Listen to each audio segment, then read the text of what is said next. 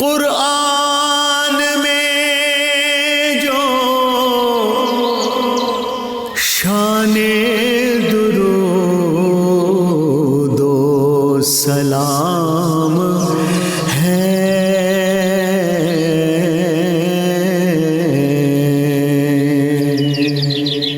یہ مومنوں کے واسطے انعام عام ہے۔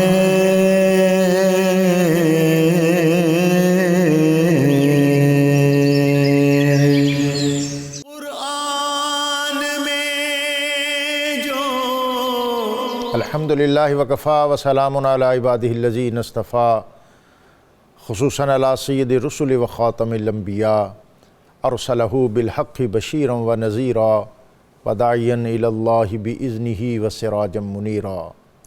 اما بعد فقد قال اللہ تبارک وتعالی فی شان حبیبہ مخبرا وآمرا، ان اللہ وملائکتہ یصلون علی النبی یا ایہا الذین آمنوا صلوا علیہ وسلموا تسلیما۔ اللہم صلی علی سیدنا و مولانا محمد معدن الجود والعطاء والعلم والحلم والکرم وعلی آلہ الکرام واصحابہ العظام اجمعین، صلاۃ و سلاما علیک یا رسول اللہ۔ قرآن اور درود و سلام اس بابرکت سلسلہ گفتگو کے ساتھ طاہر بخاری آپ سے مخاطب ہے۔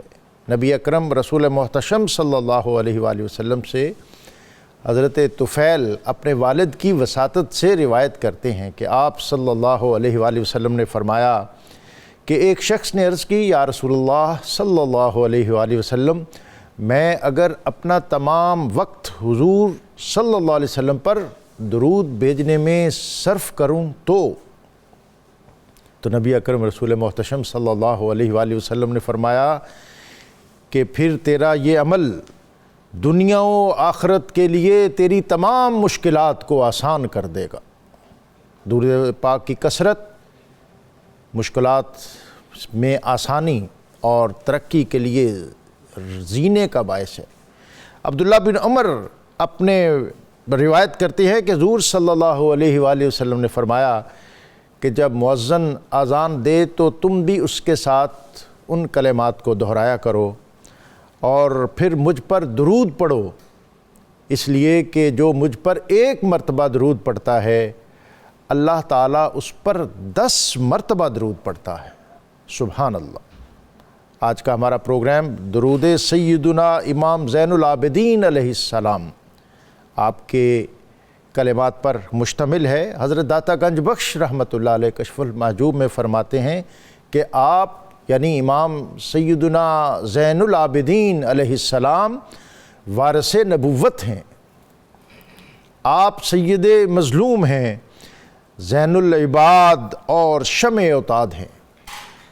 آپ کشف المحجوب میں نقل فرماتے ہیں کہ ایک مرتبہ حج کے موقع پر حشام بن عبد الملک جو اس عہد کا بادشاہ تھا، حرم کعبہ میں طواف سے فارغ ہو کر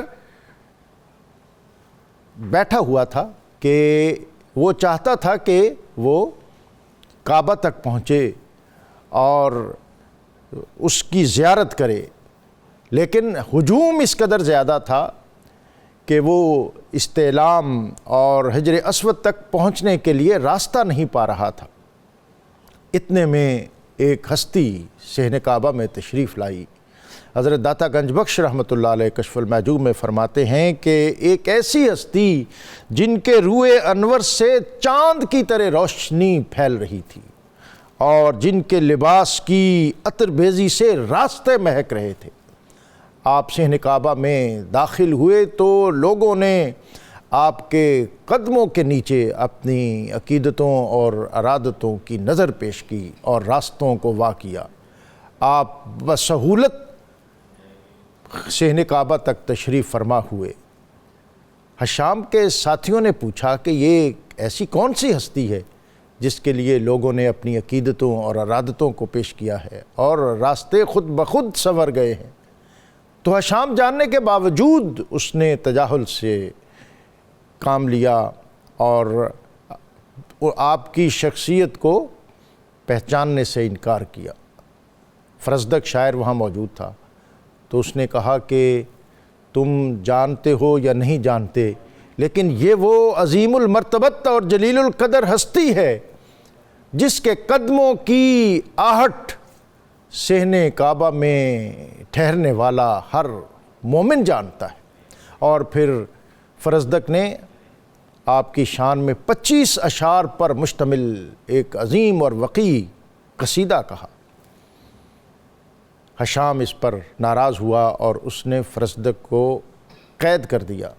حضرت امام زین العابدین آپ کو جب اس بات کا علم ہوا تو آپ نے فرزدق کے لیے 12,000 درہم تحفہ بھجوائے، اور آپ نے فرمایا کہ ہم اس وقت ابتلا میں ہیں، اس سے بڑھ کر اور کچھ نہیں کر سکتے۔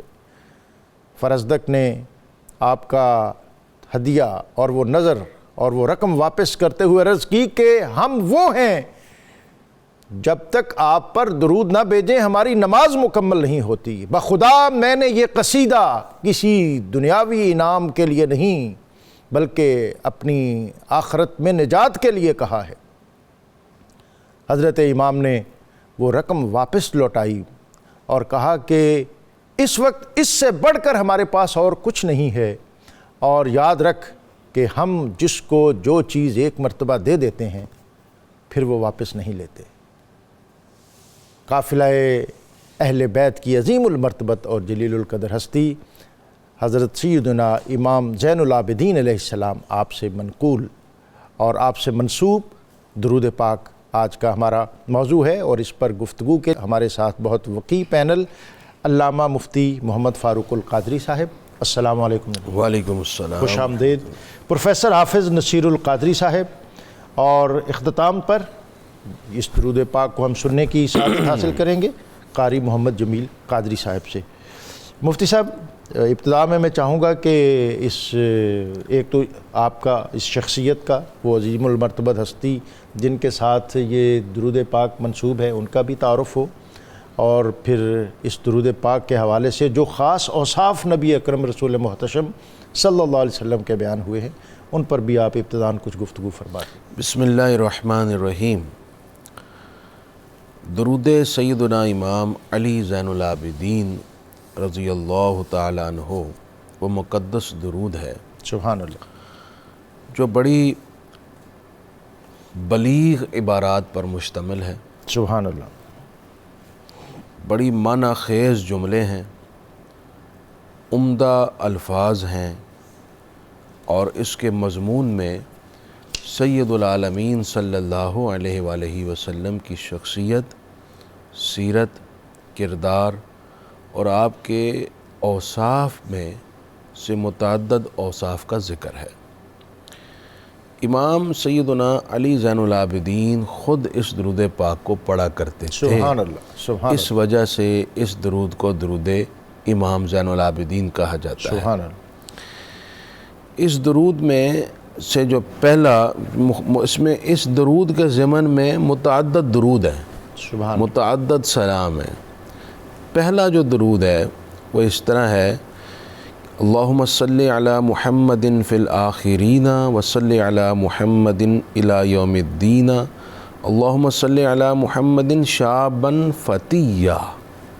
سبحان اللہ، کہ اللہ تو درود و سلام نازل فرما ہمارے آقا سید العالمین صلی اللہ علیہ وآلہ وسلم پر پچھلوں میں، اور درود بھیج تا قیامت، اور تو ہمارے آقا صلی اللہ علیہ وسلم پر درود بھیج جو طاقتور جوان تھے۔ یہاں پر خاص طور پر حضور کی جوانی کو انہوں نے ذکر کیا، اور جوان بھی ایسے جو طاقتور جوان تھے۔ حضور صلی اللہ علیہ وسلم نے خود ارشاد فرمایا، اللہ نے مجھے 40 جنتیوں کے برابر دنیا میں طاقت عطا فرمائی، سبحان اللہ، اور ایک جنتی کو دنیا کے 400 مردوں کے برابر طاقت ہوتی ہے۔ سبحان اللہ، تو اللہ نے اتنی طاقت اپنے محبوب کو دنیا میں 40 جنتیوں کے مثل عطا فرمائی۔ سبحان اللہ، حضور صلی اللہ علیہ وسلم کی جوانی آپ کی سیرت کا ایک مایہ ناز حصہ ہے۔ سبحان اللہ، آپ صلی اللہ علیہ وآلہ وسلم نے اپنے اظہار نبوت سے قبل کی زندگی کو دیانت، امانت، صداقت سے خاص طور پر ہمیشہ متصف رکھا۔ یہی وجہ ہے کہ بعد از اظہار نبوت آپ نے اپنی اسی جوانی کی زندگی کو دنیا کے سامنے پیش کیا اور فرمایا میری وہ زندگی کھلی کتاب ہے۔ عرب آپ کے اظہار نبوت کے بعد انگشت بدنداں رہے اور بہت سخت مخالف رہے، مگر اس کے باوجود آپ کی جوانی پر کوئی انگلی نہ اٹھا سکے۔ ایون کہ حضور کے چچا حضرت ابو طالب ایک موقع پر یوں ارشاد فرمانے لگے کہ اے بھتیجے محمد صلی اللہ علیہ وسلم، میں نے آپ کو کبھی بچپن میں، جوانی میں جھوٹ بولتے نہیں سنا، اور نہ ہی آپ کو دوسرے لڑکوں کی طرح گلیوں میں لہو و لعب میں مشغول دیکھا۔ قریش کے ایک بڑے شخص نے ایک مرتبہ حضور صلی اللہ علیہ وآلہ وسلم سے کہا کہ اے محمد صلی اللہ علیہ وسلم، اب یہ اظہار نبوت سے قبل کی بات ہے، آپ عرب کے سب سے اونچے گھرانے قریش کے چشم و چراغ ہیں، لیکن یہ آپ کیا کرتے ہیں؟ کبھی کسی غریب کی خدمت کر رہے ہیں، کبھی کسی مفلوق الحال کی مدد کر رہے ہیں، کبھی کسی کا بوجھ اٹھا رہے ہیں، کبھی کسی کی مشکل میں اس کا ہاتھ بٹا رہے ہیں، یہ آپ کیا کرتے رہتے ہیں؟ یعنی عرب کے فہم میں اونچے گھرانے کے شخص کے شایان شان ہی نہیں کہ وہ کسی غریب کی مدد کرے۔ تو اس وجہ سے اس نے حضور کے سامنے نکتہ اٹھایا، تو سید العالمین صلی اللہ علیہ وسلم فرمانے لگے کہ میرے دادا ہاشم بھی قریش کے بڑے سردار تھے، لیکن وہ غریبوں کے کام کیا کرتے تھے، ان کی خدمت کیا کرتے تھے، تو میں بھی اپنے دادا کی طرح غریبوں کی مدد کرنے میں سکون اور خوشی محسوس کرتا ہوں۔ ایک مرتبہ آپ صلی اللہ علیہ وسلم جوانی میں ہی گلی میں تشریف لائے تو ایک بچہ دیکھا جو بے لباس ہے اور رو رہا ہے۔ سرکار کریم اس بچے کے پاس رک گئے، فرمایا کہ آپ رو کیوں رہے ہو؟ بچے نے معصومانہ انداز میں کہا کہ میرے والد نہیں ہیں، غربت نے مجھے رلا رکھا ہے، میرے پاس پہننے کو لباس نہیں، اور میں کئی دنوں سے بھوکھا ہوں۔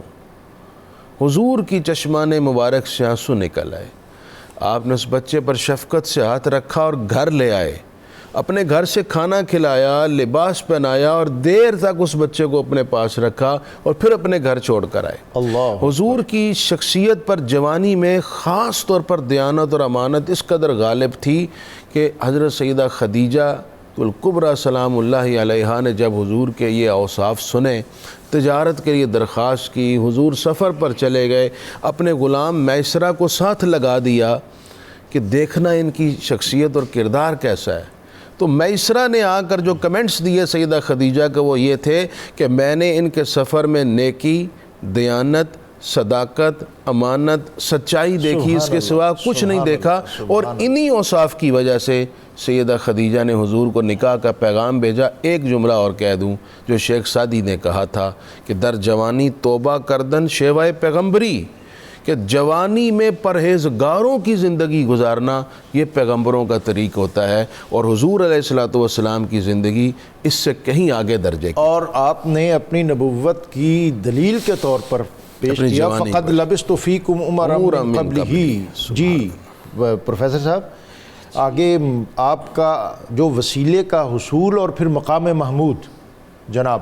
بے شک جی، کوئی شک نہیں، جس کا بچپن بے مثال ہو اس کی جوانی بے کمال ہے، اور جس کی جوانی بے کمال ہے اس کا بڑھاپا انتہائی لاجواب ہے۔ سبحان اللہ۔ نبی کریم صلی اللہ علیہ وسلم کی ذات اس اعتبار سے کہ 63 سال کی اگر عمر مبارک ہے، کوئی بھی شخص انسان جو دنیا میں ہے اس کی پوری لائف ہسٹری کا لمحہ بلمحہ جو ہے وہ نوٹ نہیں کیا جا سکتا، مگر نبی کریم صلی اللہ علیہ وسلم کی ذات کا لمحہ بلمحہ اللہ تعالیٰ نے نوٹ کر کے لَأَمْرُک فرما کے پوری زندگی کی صفائی کی، ستھرائی کی، سچائی کی، امانت داری کی، دیانت داری کا ایک پوری دنیا کے سامنے نقشہ رکھا۔ اور اس کے بعد جب ایسی شخصیت جو صالح بھی ہے، رہنما بھی ہے، جو مصلح بھی ہے، ایسی ذات کو اللہ تعالیٰ نے پھر کیا عطا فرمایا میں، حضور نے فرمایا میں تقسیم کرنے والا ہوں اور میرا رب مجھے عطا کرنے والا ہے۔ اب کائنات کی حضور علیہ السلام نے فرمایا جتنی بھی چابیاں ہیں خزانوں کی وہ اللہ تعالیٰ نے مجھے عطا فرمائی اور میں اس کو بانٹنے والا ہوں۔ آج دنیا میں جو کچھ بھی ہے یہ صدقہ محمد عربی صلی اللہ علیہ وسلم، یہ وسیلہ حضور صلی اللہ علیہ وسلم کا۔ ہم آدم علیہ السلام کی ذات سے لے کر جمیع انبیاء کرام کو جب دیکھیں، ہر پیغمبر نے کسی نہ کسی شکل میں حضور علیہ السلام کا وسیلہ اور واسطہ دیا اور دعا کی، حتیٰ کہ بنو قریظہ کی طرف دیکھ لیں، باقاعدہ قرآن پاک کی آیہ مبارکہ ہے، بنو قریظہ کی طرف دیکھ لیں، بنو نذیر کی طرف دیکھ لیں، جب بھی وہ دشمن پر غلبہ حاصل کرنے کے لیے، بارش کی التجا کرنے کے لیے جب بھی دعا کرتی تھی وہ ذات مصطفیٰ صلی اللہ علیہ وسلم کا وسیلہ دے کر کرتی تھی۔ اور آپ صلی اللہ علیہ وسلم کی ظاہری وصال کے بعد حضرت جناب سیدنا فاروق اعظم رضی اللہ تعالیٰ عنہ بھی آپ کے چچا حضرت عباس رضی اللہ تعالیٰ عنہ سے التجا اور ان کا وسیلہ دے کر اللہ سے کہتے تھے یا اللہ بارش عطا فرما، اور یقیناً اللہ تعالیٰ حضور کے صدقے سے وہ بارش عطا فرماتا تھا۔ تو یہ ہم وضاحت کے ساتھ بھی کہہ رہے ہیں، حقیقت میں بھی کہہ رہے ہیں، یہ کائنات جتنی بھی مارز وجود میں ہے یہ حضور علیہ السلام کا وسیلہ اور شفاعت ہے۔ مقام محمود کیا ہے؟ مقام محمود جنت میں ایک اعلیٰ مقام ہے جہاں حضور علیہ السلام کی مسند ہوگی، حضور علیہ السلام تشریف فرما ہے، آقا کھڑے ہوں گے مختلف مقامات پر۔ صحابی رسول عرض کرتے ہیں یا رسول اللہ کوثر پر، آپ نے فرمایا وہاں بھی میں ہوں گا۔ حضور میزان پر، فرمایا میں وہاں بھی ہوں گا۔ فرمایا جہاں جس جگہ میرے امتی کو ضرورت ہوگی، حضور نے فرمایا میں وہ لمحوں میں ہر جگہ اپنی امتی کی رہنمائی کرتا ہوں نظر۔ مقام محمود وہ حضور کی ذات ہے، وہ جگہ ہے جہاں حضور علیہ السلام اللہ کا۔ اور یہی ہے کہ دیکھیں نا، جب ہم اذان پڑھی جاتی ہے اور اذان کے بعد ہم یہ کہتے ہیں، یہ حضور علیہ السلام کا فرمان، کیا کہتے؟ آتی محمد الوسیلۃ والفضیلہ والدرجہ، آگے جا کے ہم کہتے ہیں آپ کو مقام محمود عطا فرما۔ تو مقام محمود اس جگہ ہے جہاں اللہ تعالیٰ نے حضور علیہ السلام، دنیا میں تو دنیا کے سامنے، دنیا کے سامنے اللہ تعالیٰ نے حضور صلی اللہ علیہ وسلم کی ذات کو ایک مثال اور سارا کچھ عطا کر دیا اور لوگوں نے اپنی آنکھوں سے اس کا باقاعدہ مشاہدہ بھی کیا۔ مگر روز قیامت اللہ تعالیٰ 1,24,000 پیغمبروں کو بھی مقام محمود دکھانا چاہتا ہے، اور اللہ تعالیٰ جمیع امتوں کو بھی حضور علیہ السلام کا وہ مقام محمود اللہ تعالیٰ دکھانا چاہتا ہے۔ اور یہ خاص کس کے لیے ہے؟ یہ خاص حضور علیہ السلام کی ذات کے لیے ہے۔ تو اس اعتبار سے یہ وضاحت کے ساتھ یہ درود پاک کے جو الفاظ ہیں، میں کہتا ہوں یہ حضرت امام زین العابدین نے جس انداز میں اس درود پاک پہ پیرا دیا اور درود پاک کے الفاظ دہرائے، میں دیکھ رہا تھا کوئی لفظ ہی نہیں ہے۔ یہ اینڈ پہ آ کے جملہ آ رہا ہے کہ یا اللہ، اے اللہ حضور کی ذات پر اتنا درود بھیج جتنے بھیجنے والے بھی ہیں اور نہیں بھی بھیجنے والے۔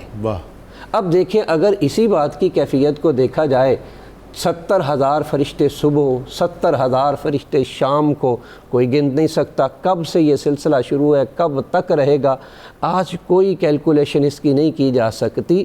تو اب صاف ظاہر ہے وہ جو نہیں وہ بھی اس کے برابر، جتنی تیری رحمتیں ہیں اس کے برابر۔ تو حضور علیہ السلام کی ذات آپ صلی اللہ علیہ وسلم کی شان محبوبیت کا اس میں بطور خاص تذکرہ ہے۔ ڈاکٹر صاحب یہ جو الفاظ آئے ہیں کہ اے اللہ پاک درود و سلام بھیج ہمارے پیارے نبی صلی اللہ علیہ وآلہ وسلم پر جو وسیلہ ہیں اور ان کو درجہ رفیعہ عطا فرما۔ اب یہ جو وسیلہ ہے اس سے مراد یہاں پر یہ ہے کہ جنت کے اندر ایک مقام ہے، اور اس مقام کا نام مقام وسیلہ ہے۔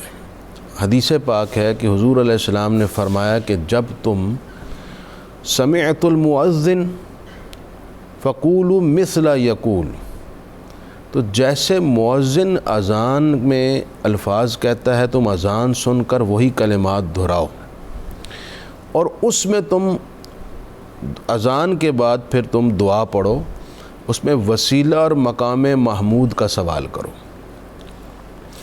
جو بھی اذان کے بعد دعا کرتے ہوئے وسیلہ اور مقام محمود کا سوال کرے گا، سید عالمین فرماتے ہیں حلت لہو شفاعتی، اس کی میں کل قیامت شفاعت کروں گا۔ اللہ اکبر، سبحان اللہ۔ اور ایک حدیث میں الفاظ یوں ہیں کہ میں قیامت کے دن اس کا گواہ بن جاؤں۔ اللہ سبحان اب سوال یہ تھا کہ یہ وسیلہ ہے کیا چیز جس کی طلب میں رحمت عالم اتنی بڑی بشارت سنا رہے ہیں؟ ایک تو عرف عام میں وسیلہ ہے جو ہماری، یہاں پر ڈیفرنٹ ہے۔ اچھا جی، تو صحابہ اکرام نے عرض کی حضور یہ مقام وسیلہ ہے کیا جس کی طلب میں آپ صلی اللہ علیہ وسلم اتنی بڑی بشارت دے رہے ہیں؟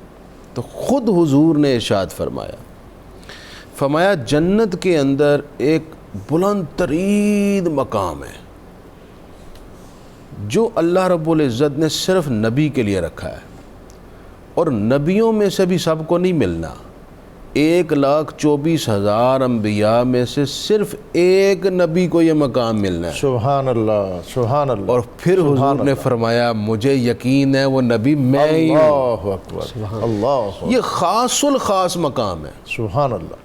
یہ اللہ رب العزت کا ایسا قرب ہے جیسے شب معراج قرب خاص میرے حضور کو عطا ہوا، سبحان اللہ، کعبہ قوسین کا۔ سبحان اللہ۔ تو یوں سمجھ لیجئے ایسا ہی ایک قرب خاص ہے جسے وسیلہ کا مقام کہتے ہیں، اور یہ صرف اور صرف حضور سید عالمین صلی اللہ علیہ وسلم کی شایان شان ہے۔ سبحان اللہ۔ لیکن امت کے لیے اس میں اعزاز یہ رکھا گیا کہ امت میں سے اگر کوئی اذان کے بعد حضور علیہ السلام کے لیے اس وسیلے کی دعا کرے، اس امتی کو حضور کی شفاعت عطا ہوگی۔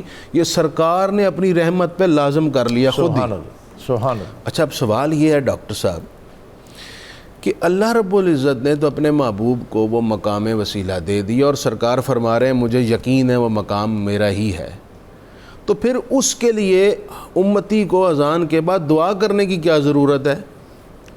واہ، امتی کیوں طلب کر رہا ہے؟ جی جی، میرا عشق اور وجدان تو یہ کہتا ہے کہ یہ امتی کو نوازنے کا ایک بہانہ ہے کہ تم سوال کرنا تاکہ تمہیں کل قیامت حضور کی شفاعت اور نوازش اور عطا نصیب ہو جائے، اس طلب کے سبب تیرے درجات بڑھ جائیں۔ اچھا پھر دوسری حدیث پاک حضور علیہ الصلوۃ والسلام سے عرض کی گئی، سرکار نے آیت پڑھی عسیٰ ربک ان یبعثک مقاما محمودا، کہ اللہ آپ کو مقام محمود پر فائز فرمائے گا، اور آپ نے حدیث شفاعت بیان فرمائی جس میں تمام انبیاء آپ کی خدمت میں آئیں گے، پھر سرکار سے شفاعت کی درخواست کریں گے، سرکار شفاعت کریں گے۔ اس میں ایک مقام یہ آتا ہے کہ سرکار فرماتے ہیں میں قیامت اللہ کی حضور سجدے میں گر جاؤں گا۔ سب انبیاء حضور کی خدمت میں امتیں لے کر آئے ہیں، درخواست کی ہے، سرکار فرماتے ہیں میں سجدے میں گر جاؤں گا۔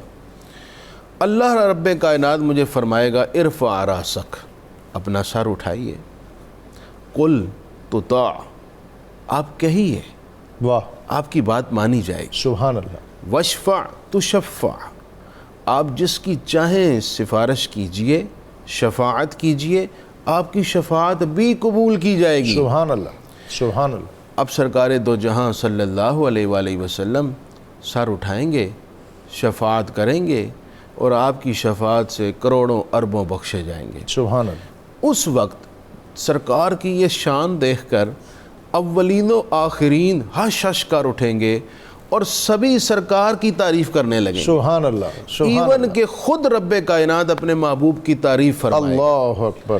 جب سرکار کی تعریف ہر جگہ ہوگی، وہ جیسے مولانا حسن رضا خان صاحب نے کہا تھا فقط اتنا سبب ہے انعقاد بزم محشر کا کہ ان کی شان محبوبی دکھائی جانے والی ہے۔ ڈاکٹر صاحب 50,000 سال کا دن ہے، 3.5 گھنٹے میں سب کا حساب ختم ہو جائے گا۔ اس کے بعد اتنے بڑے دن میں ہوگا کیا؟ اہل عشق کہتے ہیں باقی سارے دن میں حضور کی تعریف ہوتی رہے۔ اللہ اکبر۔ تو سرکار کریم علیہ الصلوۃ والسلام نے جب یہ حدیث شفاعت بیان فرمائی، اس کے بعد آپ نے خود فرمایا ھذا المقام المحمود الذی وعدہ نبیکم، یہ وہ مقام محمود ہے جس کا اللہ نے اپنے نبی سے وعدہ فرمایا۔ واہ سبحان اللہ۔ یہ سرکار کا مقام محمود ہے جہاں سارے سرکار کی تعریف کریں۔ سبحان اللہ۔ محمود کہتے ہیں جس کی تعریف کی جائے، سبحان اللہ۔ محمد کہتے ہیں جس کی بار بار تعریف کی جائے، ورفعنا لک ذکرک جس کے اوپر سٹیمپ لگی ہوئی ہو۔ سبحان اللہ۔ تو اللہ رب العزت نے اس دنیا میں بھی پیارے محبوب علیہ السلام کی تعریف عام کی، کل قیامت بھی تعریف عام کرے گا۔ نہ صرف مخلوق تعریف کرے گی بلکہ خالق بھی اپنے محبوب کی تعریف فرمائے گا۔ سبحان اللہ۔ درود سیدنا امام زین العابدین آج کا بابرکت موضوع۔ یہاں وقت ہے ایک بریک کا، بریک سے واپس آئیں گے تو یہ بابرکت درود پاک، اس سے اکتساب فیض کا سلسلہ اسی طرح جاری رہے گا۔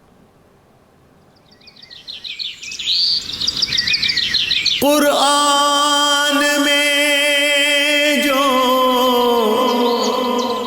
شان درود و سلام ہے،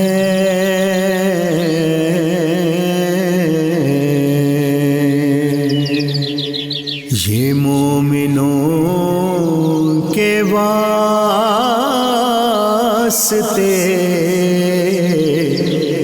انعام عام ہے۔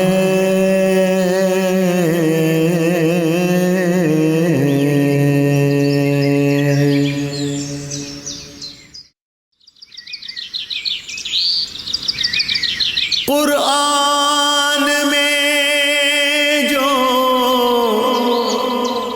شان درود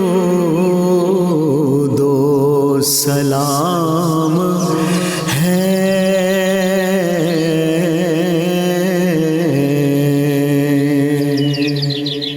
یہ مومنوں کے واسطے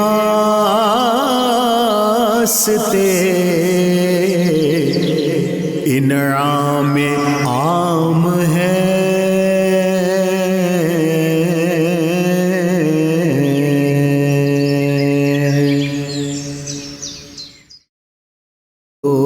سلام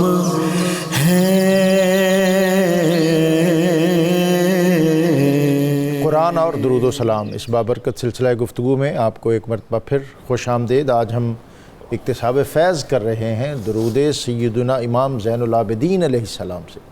آپ اہل بیت اطہار کی جلیل القدر، مقتدر اور معتبر ہستی ہیں، اور اوائل دور میں آپ وہ شخصیت ہیں جنہوں نے تدوین سیرت کے حوالے سے اور نبی اکرم رسول محتشم صلی اللہ علیہ وآلہ وسلم آپ کے فضائل اور شمائل اور سیرت اور مغازی کے حوالے سے ایک عظیم اور وقیع مجموعہ بھی مرتب کیا، جو ابن کثیر کے مطابق سیرت طیبہ کے بنیادی جو مصادر ہیں اس میں اس کا شمار ہوتا رہا۔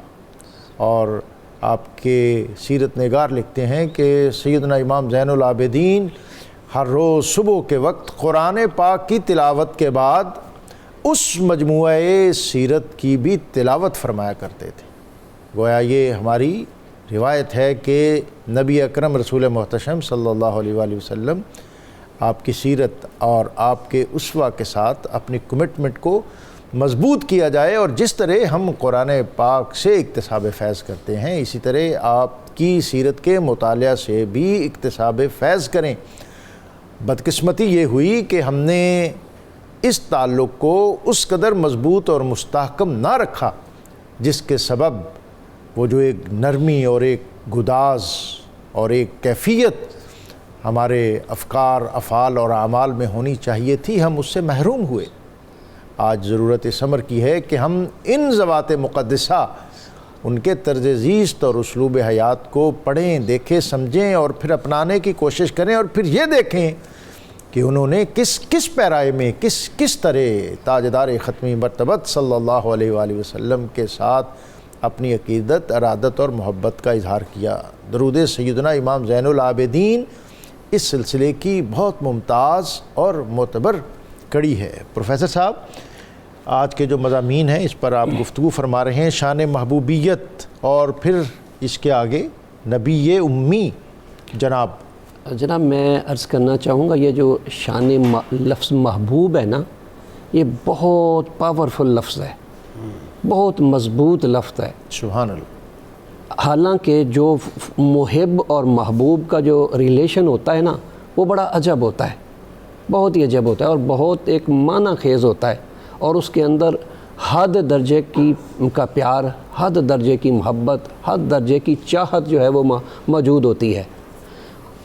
گو حضرت آدم علیہ السلام کو صفی اللہ کا ٹائٹل ملا، حضرت ابراہیم کو خلیل اللہ کا نام ملا، حضرت اسماعیل کو ذبیح اللہ کا نام ملا، حضرت موسیٰ علیہ السلام کو کلیم اللہ کا لقب ملا، مگر حضور علیہ السلام نے کیا اپنے لیے فرمایا انا حبیب اللہ، سبحان اللہ، میں اللہ کا حبیب ہوں۔ اور قرآن پاک کی آیا مبارکہ کی طرف جائے نا تو قرآن کیا کہتا ہے، فلا و رب کا، اے محبوب مجھے تیرے رب کی قسم۔ رب تو وہ ساری کائنات کا ہے، سبحان اللہ، چرند و پرند کائنات کی ایک ایک چیز کا وہ رب ہے، اور یسبح للہ ما فی السماوات و ما فی الارض۔ مگر یہاں بھی اللہ تعالیٰ کس کی قسم کھاتا ہے؟ اسی کی ہی قسم کھاتی ہے جو کھائی جاتی ہے جو بہت محبوب ترین ہو۔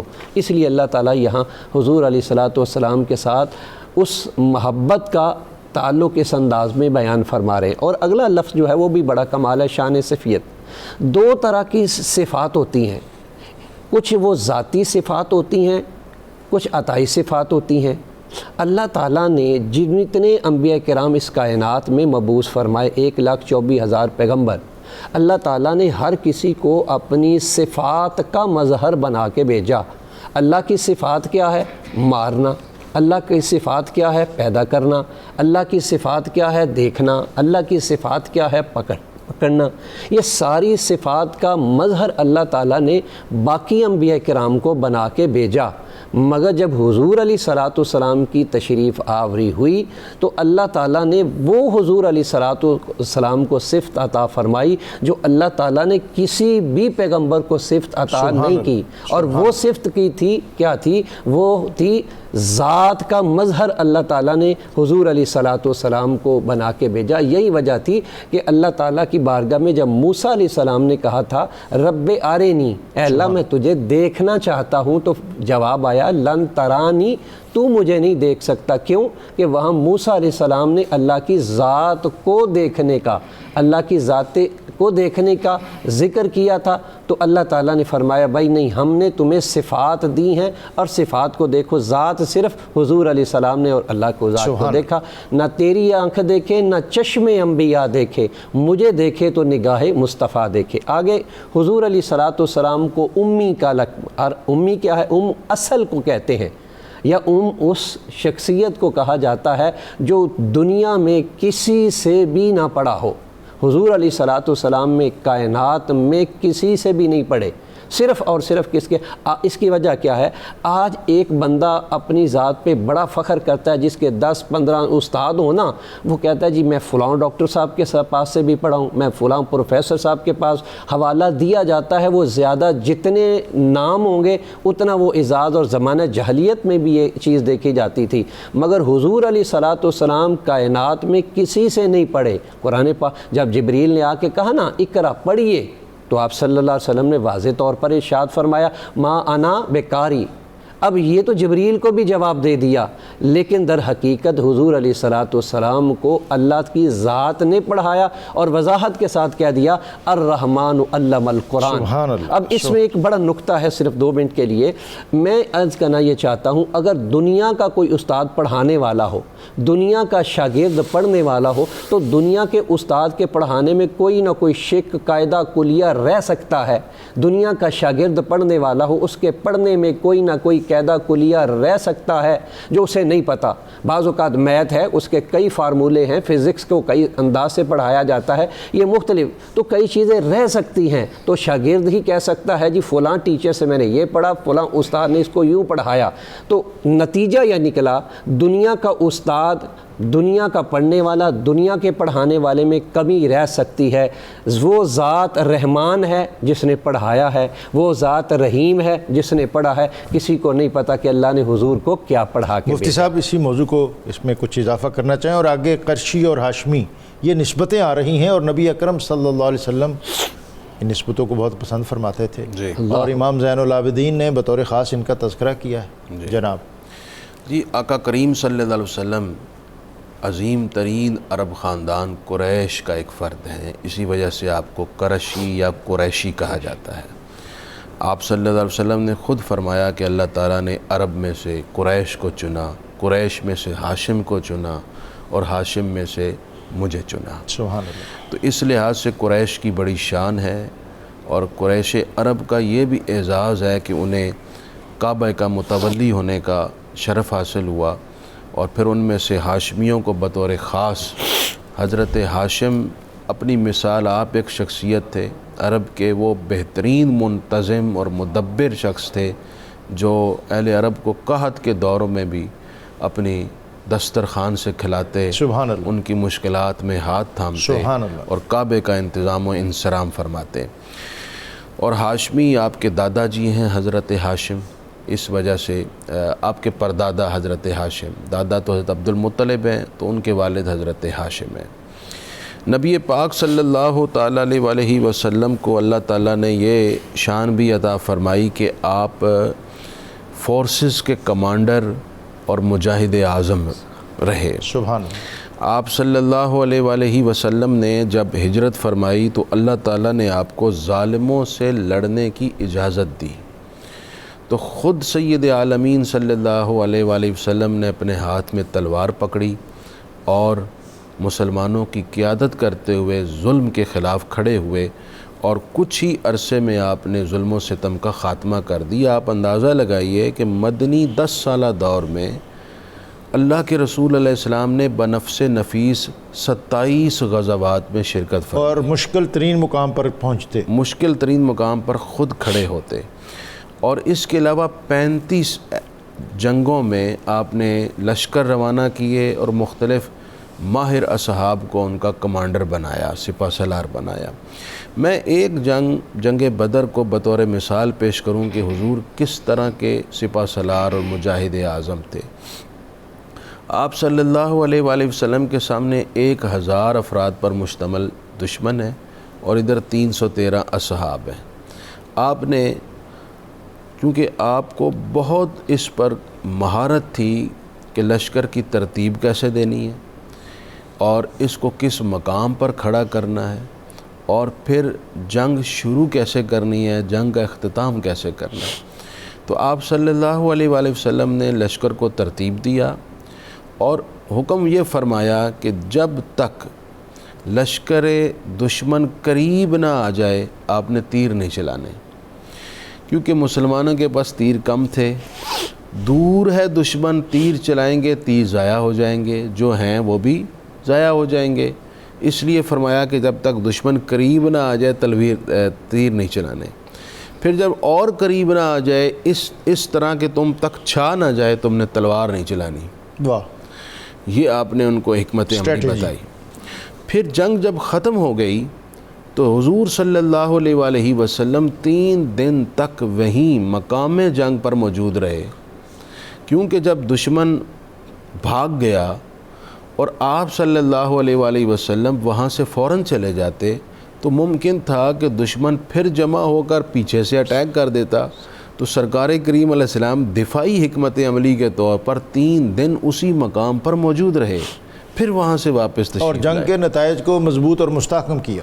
اور پھر جس جنگ میں اللہ کے رسول نے قدم رکھا، فتح اور نصرت نے آپ کے قدم چومے، اور دنیا نے ایسی بہترین حکمت عملی اور حسن انتظام کی مثالیں تاریخ میں کبھی نہیں پڑھی جو سید المرسلین صلی اللہ علیہ وآلہ وسلم نے پیش فرمائی۔ دوسری بات ہے کہ آپ صلی اللہ علیہ وسلم پر یہ جو درود شریف آ رہا ہے نا، اصل میں چونکہ یہ درود شریف کے الفاظ ہیں اس لیے یہاں بات ہو رہی ہے کہ اے اللہ تو درود بھیج ہمارے نبی صلی اللہ علیہ وسلم پر جو امی ہیں، عربی ہیں، قریشی ہیں، ہاشمی ہیں، مکی ہیں، مدنی ہیں اور صاحب اقتدار ہیں اللہ سبحان اور اللہ مجاہد اعظم ہیں۔ سبحان اللہ۔ تو ہم نے مجاہد اعظم کی خصوصیت پر تو گزارش کی، اب حضور کے بحیثیت سربراہ مملکت، سربراہ ریاست پر چند ایک باتیں کر لیں۔ حضور صلی اللہ علیہ وآلہ وسلم چونکہ اللہ کے رسول ہیں اور آپ نے دین اسلام کی بنیاد وحی الہی پر رکھی، تو اس لیے اسلامی ریاست اور اسلامی ریاست کے قوانین کی جو اصل سرچشمہ ہے وہ وحی ہے اور خدا کے رسول کا فرمان ہے۔ تو اسلامی ریاست کا بنیادی عنصر اور اس کی بنیاد وہ وحی الہی ہے، یہی اس کو دوسرے مذاہب سے ممتاز کرتی ہے، اس کو مستحکم اور مضبوط کرتی ہے۔ انسان جو اپنی عقل و دانش سے فیصلے کرتا ہے اس میں امکان ہے غلطی ہو جائے، کیونکہ وہ ظاہر کو دیکھ کر فیصلے کرتا ہے، لیکن جو اللہ کے قوانین ہیں وہ اٹل ہوتے ہیں، ان میں غلطی کی گنجائش نہیں ہوتی، نہ ہی اس میں نقصانات کا کوئی خدشہ ہوتا ہے۔ تو اس لیے اس ریاست کی خصوصیت ہے اور اس خصوصیت کو قائم رکھنا چاہیے، اس پر فوکس ہونا چاہیے۔ دوسری خاص بات یہ تھی کہ رسول اللہ صلی اللہ علیہ وسلم نے جو ریاست قائم کی اس میں انصاف کو سب سے زیادہ اہمیت دی۔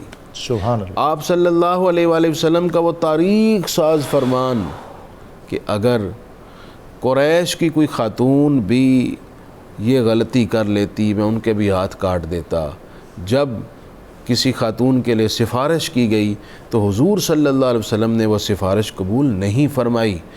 یعنی یہ کہہ لیجئے کہ انصاف کے قائم کرنے کے لیے رسول اللہ نے اپنے بیگانے کا، بڑے چھوٹے کا، غنی یا غریب کا کوئی فرق نہیں کیا، بلا امتیاز اور بلا کسی تفریق کے انصاف کو قائم کرنا ہی ریاست کی بنیادوں کو مضبوط رکھنے کے لیے ضروری قرار دیا گیا۔ اور کوئی بھی ریاست ہے، ڈاکٹر صاحب وہ کہا جاتا ہے، مشہور جملہ ہے، ظلم سے ریاستیں ختم نہیں ہوتی، لیکن انصاف نہ ہو تو ریاستیں کمزور ہو جاتی ہیں، اس لیے انصاف کو ہمیشہ پیش نظر رکھنا چاہیے۔ پروفیسر صاحب وقت اب بہت مختصر ہے اور ہم نے اختتام پر درود پاک کو سننے کی سعادت بھی حاصل کرنی ہے، اس میں کوئی آپ اضافہ کرنا چاہیں؟ اور آگے جو ہمارا موضوع ہے وہ جو درود پاک کے سیغوں میں بطور خاص آیا، آپ نبی اکرم صلی اللہ علیہ وسلم آپ کی شان جود و سخا۔ کوئی شک نہیں بڑے سخی آئے اور سخاوت کے انبار بھی لگتے رہے، مگر جو حضور علیہ الصلاۃ والسلام نے سخاوت کا ایک پیغام اور طریقہ دیا آج تک دنیا میں کوئی سمجھ نہیں سکتا۔ خود سب کچھ ہونے کے باوجود آپ صلی اللہ علیہ وسلم نے چٹائی کا انتخاب فرمایا اور جو بھی ہے وہ سب کچھ عطا کر دیا، بلکہ یہی تبلیغ، یہی میسج، یہی پیغام آپ صلی اللہ علیہ وسلم نے اپنی فیملی کو اور اپنے اہل بیت کو آگے دیا۔ دیکھیں نا، حضرت سیدہ کائنات کے دروازے پر بھی کوئی آ جاتا تو ان کی کیفیت کیا ہوتی تھی، اور آنے والے کو اسی طرح پیٹ بھر کے دیا جاتا تھا۔ اور یہی کیفیت اگر جس ہستی کا آج ہم ذکر کر رہے ہیں، امام زین العابدین، میں صرف اشارہ کرنا چاہوں گا، وقت تھوڑا ہے، اسی لیے جب وہ کربلا کے بعد وہ شخص آیا تھا کہ میں کچھ طلب کرنا چاہتا ہوں تو آپ نے فرمایا خود خدمت کرو، تو جانے لگا، پہچانا نہیں، فرمایا ہم اس وقت ہی پہچان چکے تھے، مگر یہ سخاوت اور یہ مہمان نوازی یہ ہمارے نانا کا ایک شیوا ہے۔ تو نبی کریم صلی اللہ علیہ وسلم کی سخاوت اور حضور صلی اللہ علیہ وسلم نے یہ پیغام دیا۔ حضرت سلطان باہو رحمۃ اللہ علیہ نے فرماتے ہیں فقر کے مقام پر 7 روحیں پہنچی ہیں، اور ان 7 روحوں میں سب سے اعلیٰ روح جو فقر کے مقام پہ پہنچی ہے وہ حضرت سیدہ کائنات ہیں، جنہوں نے تربیت حضور علیہ السلام سے لی ہے۔ سبحان کہ اس انداز میں اور آخری میں بات کرنے لگا ہوں جس ہستی کا آج درود کا ہم ذکر کریں، امام زین العابدین کی بارگاہ میں ایک بوڑھے شخص آئے، بزرگ آئے اور رو رہے تھے۔ آپ نے فرمایا بزرگ بابا جی کیوں رو رہے ہیں؟ وہ کہنے لگے میرے پاس حضور کے 2 بال مبارک تھے، پتہ نہیں تیسرا بال اس ڈبی میں کس نے رکھ دیا ہے، میں پریشان ہوں کہ ان تینوں میں سے حضور کے 2 بال کون سے ہیں۔ امام زین العابدین فرمانے لگے بابا جی گھبراؤ نہیں، ابھی میں حل اس کا کر دیتا ہوں۔ تو جان میں جان آ گئی، فرمایا سامنے ڈبی رکھیے، ڈبی رکھی تو آپ نے فرمایا آپ بھی اس ڈبی پر درود پڑھے، میں بھی اس ڈبی کے اوپر درود پڑھتا ہوں، تو درود پڑھنے کی وجہ سے جو حضور کے 2 بال ہیں وہ خود بخود کھڑے ہو جائیں گے۔ سبحان اللہ۔ تو جب درود پڑھا گیا ان تینوں میں سے 2 بال جو ہے وہ کھڑے ہو گئے اور ایک ادھر رہ گیا، نکال کے پھینکا، فرمایا یہ حضور کے 2 بال ہیں۔ اور منہ مبارک کے یہ امتیازات آج بھی لوگ مختلف انداز میں دیکھتے ہیں۔ مفتی صاحب کنکلوڈ کر دیں، اور جو ایک موضوعات تو بھی بہت سے باقی ہیں لیکن آپ ان سب کو سم اپ کر دیں تاکہ ہم قاری صاحب کی طرف جائیں۔ حضور صلی اللہ علیہ وآلہ وسلم پر درود و سلام ہو جو ساجدین اور عابدین کے امام ہیں۔ حضور صلی اللہ علیہ وسلم کو سجدے اور نماز سے بہت محبت تھی، تمام عمر آپ نے تہجد کی نماز ادا فرمائی، رات آپ عشاء پڑھ کر سو جاتے اور پھر آپ جاگ کر قیام اللیل پڑھتے، پھر آرام فرماتے، پھر اٹھ کر تہجد کی نماز ادا فرماتے۔ ایک مرتبہ حضور نے حضرت بلال سے فرمایا قم یا بلال ارحنا بالصلاۃ، اے بلال اٹھو اور نماز سے ہمیں راحت پہنچاؤ۔ حضور کو سجدے سے اتنی محبت تھی، آپ نے فرمایا نماز میں میری آنکھوں کی ٹھنڈک ہے۔ اور آخری جملہ ام المومنین سیدہ عائشہ صدیقہ فرماتی ہیں حضور رات اتنی دیر قیام فرماتے کہ پاؤں سوج جاتے۔ میں نے عرض کی کہ اے آقا آپ کے صدقے تو اللہ نے امت کے گناہ بخش دیے، آپ ایسا کیوں زہد فرماتے ہیں، اس قدر مشقت کیوں اٹھاتے ہیں؟ تو فرمایا افلا اکون عبدا شکورا، کیا میں اپنے رب کا شکر گزار بندہ نہ بنوں؟ تو عبادت شکر کا بھی دوسرا نام ہے۔ حضور علیہ السلام کو جب کوئی حاجت اور مشکل پیش آتی، حدیث میں ہے کہ حضور نماز ادا فرماتے۔ بہت شکریہ مفتی محمد فاروق القادری صاحب، پروفیسر حافظ نصیر القادری صاحب۔ آج کے جو مضامین امام زین العابدین علیہ السلام آپ کے درود پاک میں ترتیب شدہ تھے ان پر گفتگو کی۔ اب چلتے ہیں قاری محمد جمیل قادری صاحب کی طرف اور ان سے اس بابرکت اور عظیم المرتبت درود پاک کو سننے کی سعادت پاتے۔ سبحان اللہ۔ اللہم صلی علی محمد فی الآخرین وصلی علی محمد الی یوم الدین۔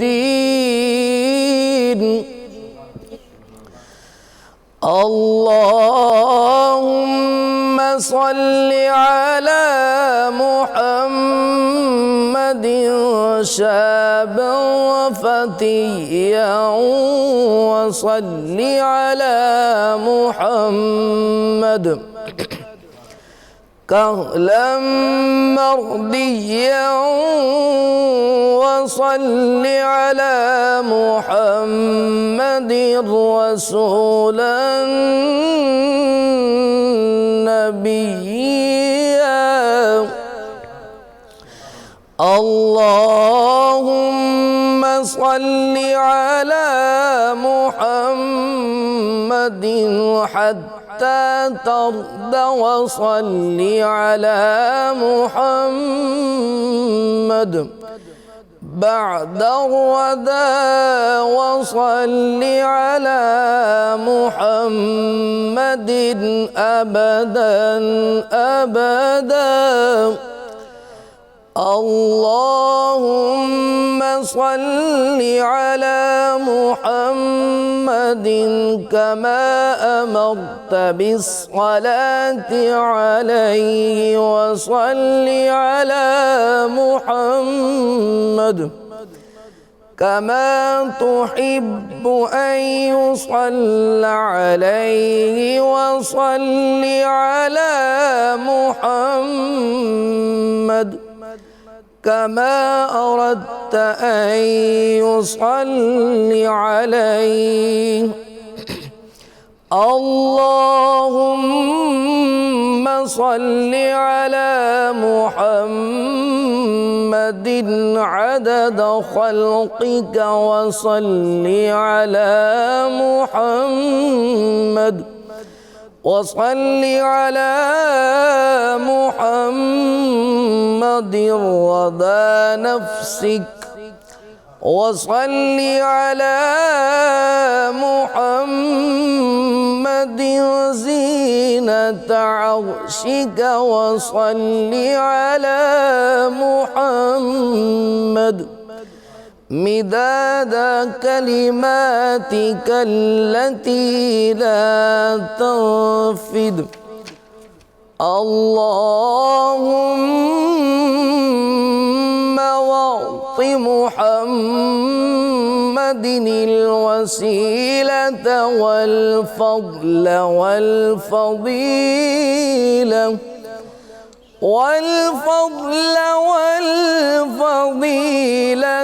والدرجة الرفيعة. اللهم عظم برهانه وأفلج حجته وأبلغه ماموله في أهل بيته وأمته. اللهم اجعل صلواتك وبركاتك ورأفتك ورحمتك على محمد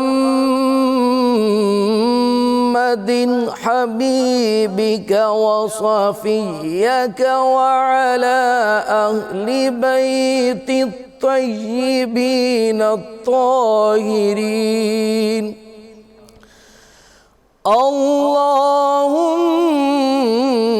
صل على محمد بأفضل ما صليت على أحد من خلقك وبارك على محمد مثل ذلك وارحم محمد مثل ذلك.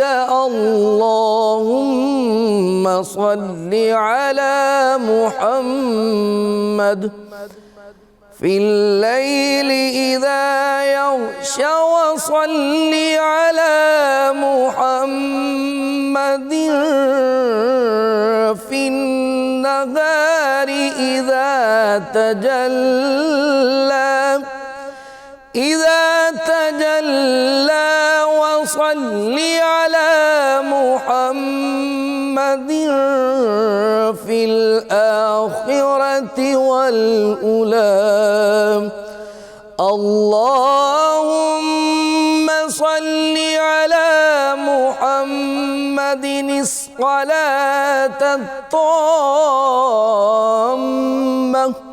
وبارك على محمد البركات التامة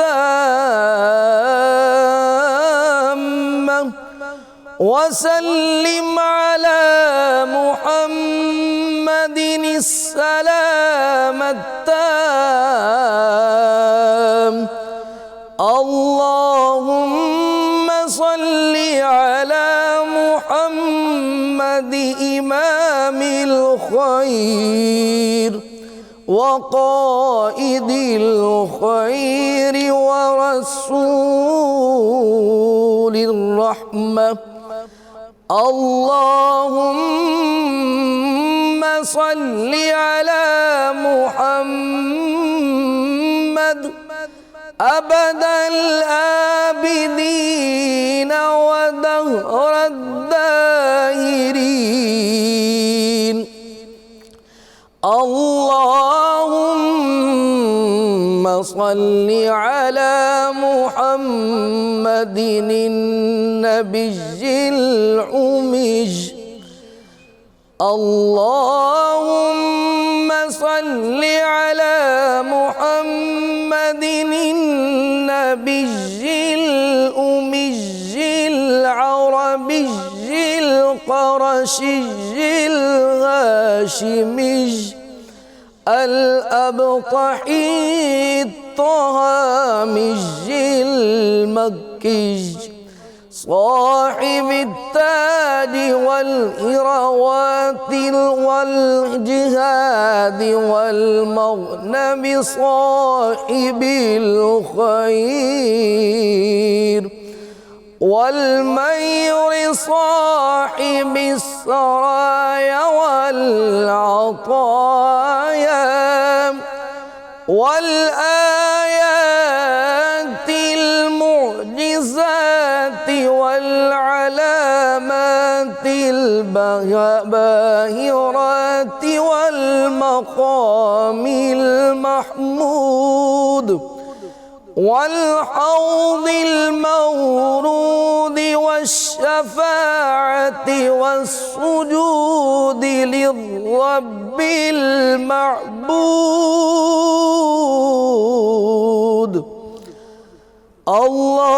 اللهم صل على محمد بعدد من صلى عليه وعدد من لم يصل عليه.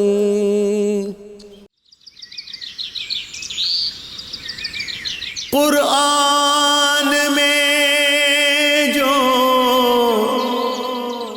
شان درود و سلام ہے،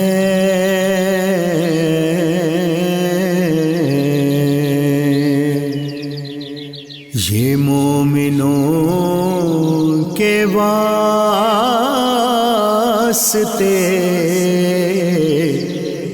انعام عام ہے۔